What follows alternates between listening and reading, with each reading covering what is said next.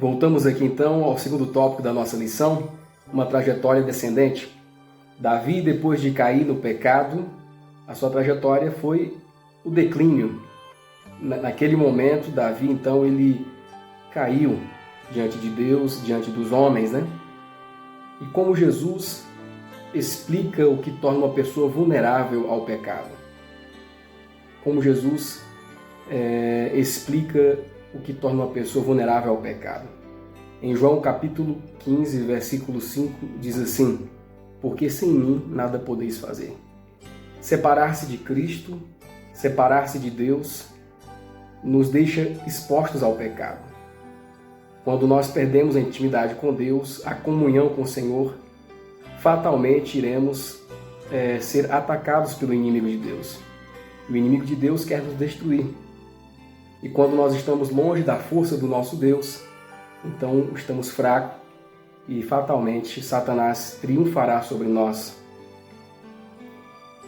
Romanos 8, 5 e 6 diz assim: porque os que são segundo a carne inclinam-se para as coisas da carne, mas os que são segundo o Espírito, para as coisas do Espírito.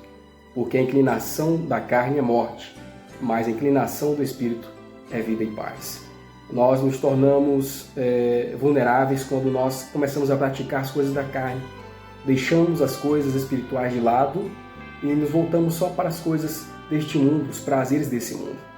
E é realmente isso que Satanás quer, nos tornar vulneráveis, fracos, onde aí então ele pode atuar e fazer o seu trabalho. O que a nota nos diz? O que quer que desvie a mente de Deus, o que quer que leve à exaltação própria ou à autoconfiança, certamente está preparando o caminho para a nossa derrota. A autoconfiança, né? Ela é consequência de plantarmos no terreno da carne humana, nos prazeres do mundo, né? Do nosso próprio eu. Nós confiamos em nós mesmos. E quando nós confiamos em nós mesmos, nós estamos nos distanciando de Deus. Quando deixamos as coisas da vida espiritual, fatalmente o eu estará em primeiro lugar e Cristo então vai estar em outro lugar, menos no primeiro lugar, onde ele deve estar. Assim que Satanás puder separar a alma de Deus, a única fonte de força, ele procurará despertar os desejos profanos da natureza carnal do homem. Foi assim que Satanás fez com Davi. Separou de Deus, estava no momento ali áureo, né? Sem fazer muita coisa, distraído, Satanás se aproveitou. E diz aqui a nota que a obra do inimigo não é brusca, de repente, olha, isso aqui já é pecado. Não, ele vai levando você gradualmente ao pecado. Passo a passo, pouquinho, né? Pouquinho, de pouquinho em pouquinho, diz que a galinha enche o papo. E é assim também, um pecadinho, de repente, a pessoa cai por completo. Infelizmente, isso aconteceu com Davi e nós também corremos o mesmo risco. Começa com coisas aparentemente pequenas, a negligência em ser fiel a Deus e em confiar inteiramente nele. Deixamos de confiar em Deus e passamos a confiar inteiramente em nós, né? Na nossa própria força, no nosso próprio orgulho, nosso próprio, vamos dizer assim, na nossa própria sabedoria. E começamos então a seguir as práticas e os costumes mundanos. E Davi, infelizmente, começou a fazer assim. Se afastou de Deus, se tornou presa fácil de Satanás, ficou vulnerável e o inimigo pôde então fazer o seu trabalho ali de derrubar o servo de Deus. A letra B. O que complicou a situação de Davi? E explique por que Deus não permitiu que a tentativa de Davi de encobrir o seu pecado fosse bem sucedida. Então Davi, ele ficou com Betseba, mulher de Urias, e ela mandou avisar para ele: olha, estou grávida agora. Nossa, agora complicou, né? A vida de Davi ficou mais difícil agora. E Davi, então, mandou chamar Urias, que estava na batalha, para que ele viesse.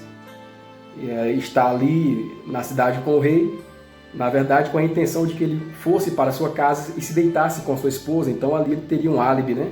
Seria mais fácil esconder esse pecado, porque o marido deitou com a esposa, então vamos dizer assim que o filho seria do marido, mas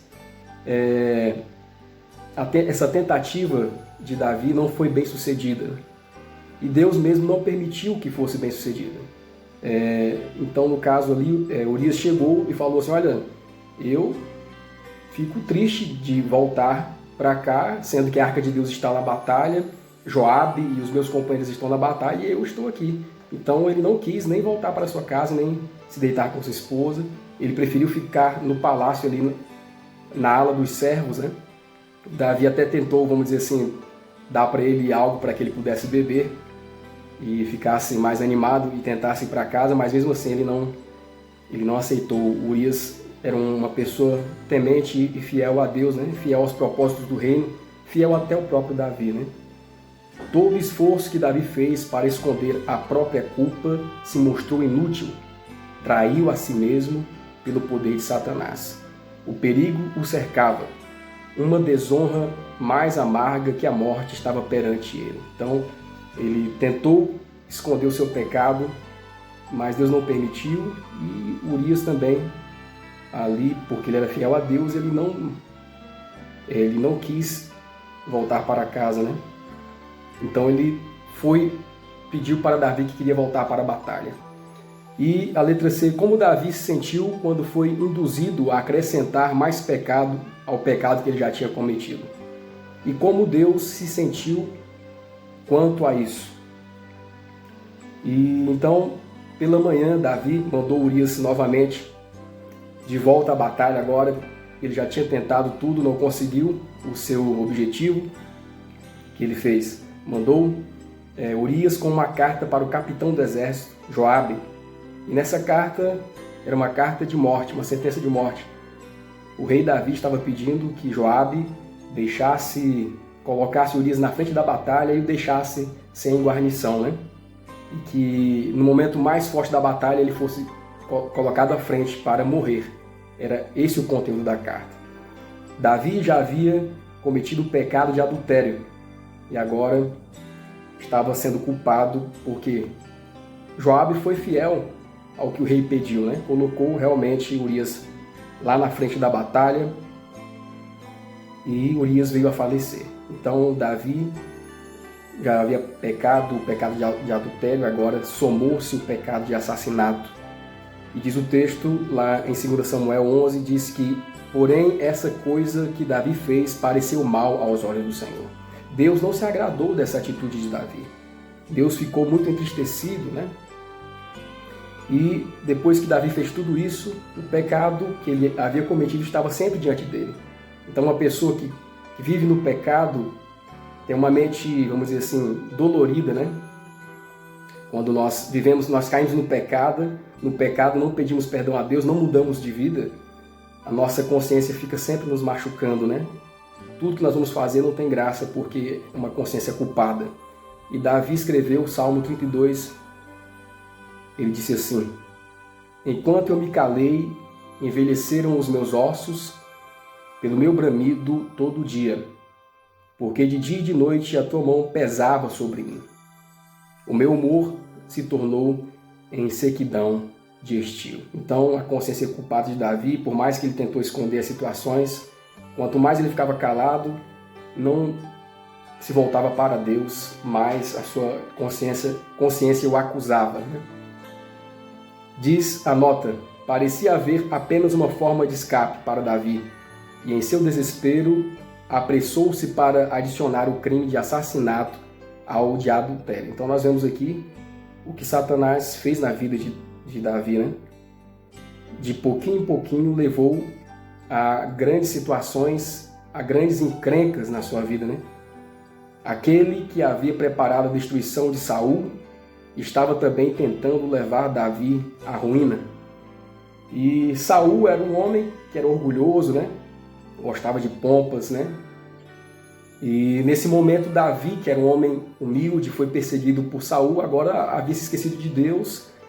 E Satanás estava tentando levar Davi para o mesmo caminho que Saul, se afastar do Senhor. E aparentemente aqui ele estava ganhando, né? Satanás conseguiu levar Davi por um tempo, pelo menos por esse momento aqui, para longe de Deus. Davi, ele se afastou e mesmo assim Deus teve misericórdia de Davi, porque esse tipo de pecado era punido com a morte, né? Ainda mais o pecado de adultério naquele tempo era punido com a morte. E Deus teve misericórdia de Davi, poupando a sua vida.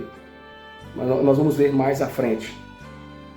O que diz a nota? Um passo errado preparou o terreno para o seguinte. Então, um erro que nós cometemos agora é uma preparação para um erro maior.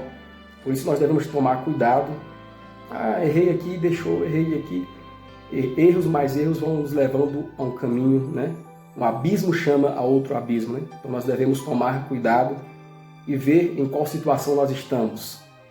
Quando Davi se afastou de Deus e manchou o próprio caráter virtuoso com o crime, deixou de ser um homem segundo o coração de Deus.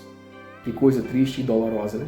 Um homem que havia sido chamado homem segundo o coração de Deus, agora nesse momento, porque havia se distanciado tanto de Deus, não é mais um homem segundo o coração de Deus, mas um homem que seguiu a sua própria vontade, um homem que deixou ser levado pelas tentações, né? E Satanás, nesse momento, estava triunfando na vida de Davi. É um grande exemplo para que possamos meditar nisso também.